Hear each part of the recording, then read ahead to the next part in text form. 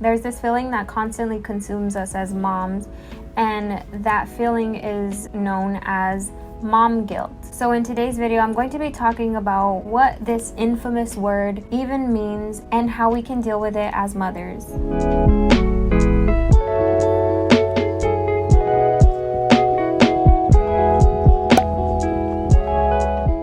Welcome back to my channel. If you're new here, my name is Rochelle and this is Mama Mentality. So one of the first things that I did when I decided to make this video, I wanted to look up the definition of guilt. And when I typed it into Dr. Google, the definition that stood out to me the most was a feeling of responsibility or remorse for some offense, crime, wrongdoing, whether real or imagined. And this definition stood out to me because obviously in the legal sense, when you commit a crime, you are guilty of that crime. But for the term in general, we experience guilt when we feel like we didn't meet certain expectations. So whenever you place the word mom in front of guilt, it obviously represents expectations that maybe we have set for ourselves or other people have set for us that we feel like we aren't accomplishing. And the most unfortunate thing about mom guilt is it's something that was made up before we even realized that mom guilt was a thing. And what I mean by that is most of the time this guilt is stemmed from unrealistic standards that have been set for women, and these are standards that we've internalized even as young girls. If you think about it, women are immediately seen as natural caregivers and these nurturing beings, which is true. We instinctually are very nurturing, but that does not mean that's our only duty. And even as young girls, we're taught that our place is in the kitchen or taking care of dolls. And it's unfortunate that we can internalize this idea that our only purpose in life is to serve our children. In Glennon Doyle's book, Untamed, she says something that really stood out to me about motherhood. And what she says is, what if the call to motherhood is not to be a martyr, but to be a model? And what I took from that is, as mothers, I think we lose so much of ourselves in the process of trying to raise our children that we completely try to sacrifice everything for them. But in reality, what they need is a model. And I believe what she means by that is that we need to be a model for our children as far as what it means to love ourselves, what it means to go after our dreams and execute any goals we have set for ourselves. I believe that it's important that we teach our children about compassion and genuine authenticity. And it's really hard to do that whenever we are constantly having these expectations as far as what it means to be a mom, especially in society. I think we've really been conditioned to believe that we have to be this perfect, idealistic 1950s housewife who always looks nice, who always stays quiet, has the house clean at all times, and always has a hot meal waiting for her children and her spouse. This portrayal of a 1950s housewife depicts exactly what we assume women to be, which is just to serve her family at home, and that's it. When in reality, that is not what it looks like for us as mothers. Some of us are working moms who don't spend that much time at home. Some of us are single moms who have to take on the workload of everything. And some of us are stay-at-home moms who are constantly stuck in the same environment every single day, and to be cooking, cleaning, all of the tasks that are required at home every single day is extremely exhausting, and we deserve a break. We deserve a break from the role of motherhood, and it's okay to have that feeling. So the way I believe where guilt stems from, I believe that it stems from this lack of trust that we have within ourselves. And that's also something that Glennon Doyle talks about in her book Untamed.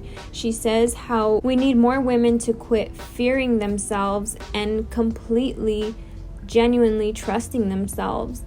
And if you think about it, what would happen if you genuinely trusted yourself and you didn't have to second guess if you're making the right decision? Could you imagine what that would look like for yourself? Just take a minute to think about it. For example, when you decide, you know what, today I am going to leave the house for 2 hours. I am just going to go and relax. I'm going to go get my nails done, or whatever it is that you want to do for yourself. Could you imagine what that would feel like if you didn't feel the guilt for doing that? Or if you choose not to clean your house that day because you are just tapped out, you do not have any more energy. Could you imagine what it would be like to not feel that guilt because you trust that you deserve rest, that you deserve to re-energize yourself? So to truly trust ourselves means that we are able to leave room to love ourselves. And whenever we love ourselves, we show our children that this is what self-love really looks like. This is what it looks like, not just what I tell you, but you can see it in me. You can see that I love myself because I choose to rest, because I choose to take care of myself. And to be that model for your child can go such a long way. It can really change the way they view themselves as well, and the way they go about their lives, and what trusting and loving themselves looks like for them. So that's just like my idea of what mom guilt is. And I wanted to talk about what causes mom guilt. What is the reason for it? So one of the things are triggers that we have as moms. And what I mean by triggers are certain topics or certain situations that make us either feel very defensive or upset or frustrated. For example, one of the first triggers that I experienced was during the newborn phase with my daughter. I did not enjoy the newborn phase. And this is like the raw, honest truth. I didn't enjoy the newborn phase. And this was a huge trigger for me because I was constantly looking forward to her getting older so she can be a lot more independent and not as fragile. I did not enjoy the newborn phase. And so every time people were like, enjoy these moments because they're not gonna last, I'm like, how am I supposed to enjoy these moments? I'm constantly worried about her. Oof. See, it's still a trigger for me. I still get emotional when I think about the newborn phase with my daughter. It was really hard for me to enjoy that phase because I struggled with postpartum anxiety. I was constantly worried about her. I was constantly overthinking, and these very irrational fears kept coming up for me, and it just wasn't enjoyable. So for people to be telling me that constantly, it was very triggering, and it made me feel guilty. Like, shit, what is wrong with me? Why aren't I enjoying this? Why is it that I'm not happy right now? Another trigger can be working mom guilt. So for the moms who have to leave their homes to go to their job, or especially right now for the moms who are experiencing this new transition of having to work from home. So now you purposely have to take time away from your child at home to focus on your job, while your child is maybe watching TV or playing with toys by themselves. Like that can cause a mom to feel very guilty, when in reality she's just either doing something that she needs to do for her family, or she's doing something because this is her passion and she loves it. And we shouldn't have to experience guilt when we are doing things that we love. So these are just some examples of some triggers. Other triggers can be if your child isn't sleeping through the night and you're feeling guilty, like if you're doing something wrong, or if they're not eating a bunch of different foods like the other children. So to really take the time and ask yourself, what are your triggers when it comes to mom guilt? What are certain topics that really cause you to feel guilty? Or what are some decisions that you are making that are causing you to feel guilty when it comes to parenting? And I feel like mom guilt is something that is really coming up, especially in the state of our world right now with the global pandemic. I think it's important that we need to remind ourselves that nobody prepared us for this. Nobody told us what we were getting ourselves into. And in reality, being in the middle of a pandemic means that we are in survival mode. We are really just out here trying to survive. So to be gentle on ourselves and acknowledge that, okay, if you feel like you're more exhausted than usual and you are putting your child in front of the TV, or you aren't being as interactive, it's okay, because you are trying to preserve your energy in ways that we can't really control. Another cause of mom guilt is mom shaming. Oh my gosh. And I feel like the worst type of mom shaming is when it's very subtle and it's almost like passive aggressive.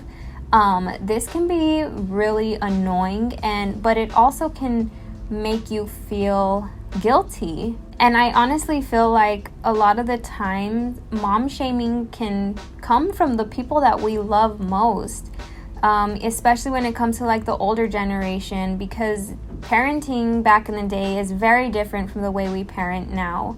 And I think that some people have a hard time rolling with the change and not being as judgmental. As it is, we carry so much on our plate that whenever we hear negative comments or very passive aggressive comments from other people, it's very unfair, and that can bring up a lot of guilt for us, especially when it comes to our triggers that we have as parents. So last but not least, how do we deal with it? How do we deal with this concept of mom guilt? And I think the first thing to acknowledge is the fact that you're experiencing mom guilt is not even your fault. It's important to remind ourselves that these are unrealistic expectations that were set far before we even became parents. Like, these are expectations that people just have as a whole for women. And so just reminding yourself of maybe some unexpectations that you have for yourself. Reminding yourself that maybe you can't get every single task done in a day,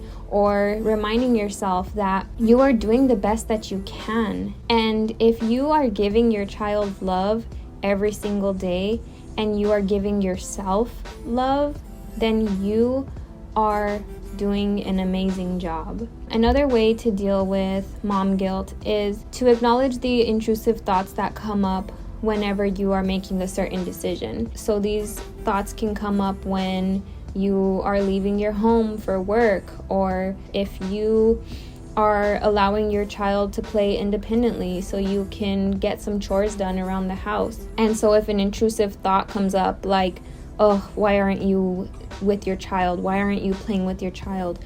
Why aren't you doing this? Why aren't you doing that?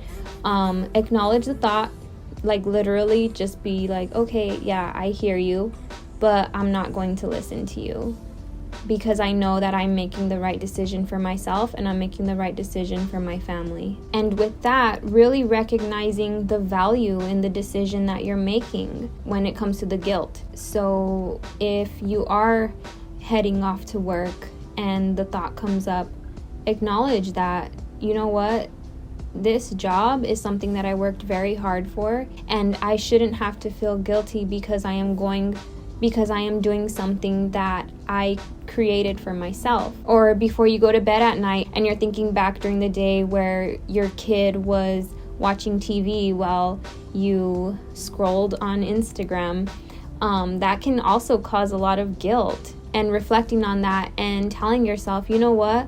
I had just finished cleaning the kitchen. I had just finished these tasks that I really needed to get done around the house, and I just wanted some me time to scroll through my Instagram, and I shouldn't feel guilty for that. And if it's getting to the point where there are decisions that you're making throughout the day that maybe need reevaluation, so if you are like spending all day scrolling on your phone and ignoring your kid, which I highly doubt is happening, but sometimes we can definitely make some adjustments throughout our day without being so hard on ourselves. And maybe this can be a great opportunity for you to implement like maybe a timer or a simple routine so you can take time to play with your kid, but also take time to take care of yourself. And the last way that you can deal with mom guilt is by really not comparing yourself to other moms, because everything is not what it seems. And